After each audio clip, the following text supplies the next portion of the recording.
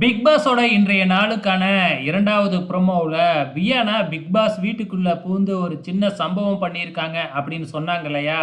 அது என்ன அப்படின்னு பார்த்தீங்கன்னா, வியானா பிக் பாஸ் வீட்டுக்குள்ள போன உடனே விக்ரம் கூட தான் சண்டை போடுறாங்க.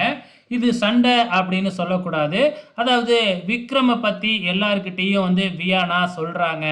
அதாவது இந்த பிக் பாஸ் வீட்டுல பயங்கரமா கேம் விளையாடுறது விக்ரம் மட்டும் தான்.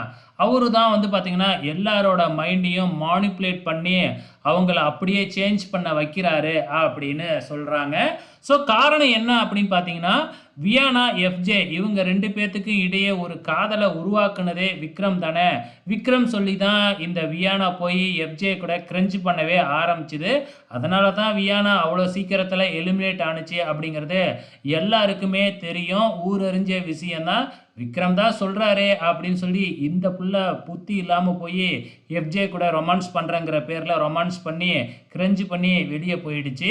ஸோ இப்போ விக்ரம் சொல்லி தான் நான் இப்படி பண்ணி வெளியே போயிருக்கேன் அப்படிங்கிற மாதிரி விக்ரம் மேலே பழி சுமத்த விக்ரம் பார்த்தீங்கன்னா நான் இதோட என் கேமை முடிச்சுக்கிறேன் அப்படின்னு சொல்லி வெளியில போறாப்புல. ஸோ என்னெல்லாம் நடக்க போகுது இனிமேக்கு அப்படிங்கிறத பொறுத்திருந்து பார்க்கலாம்.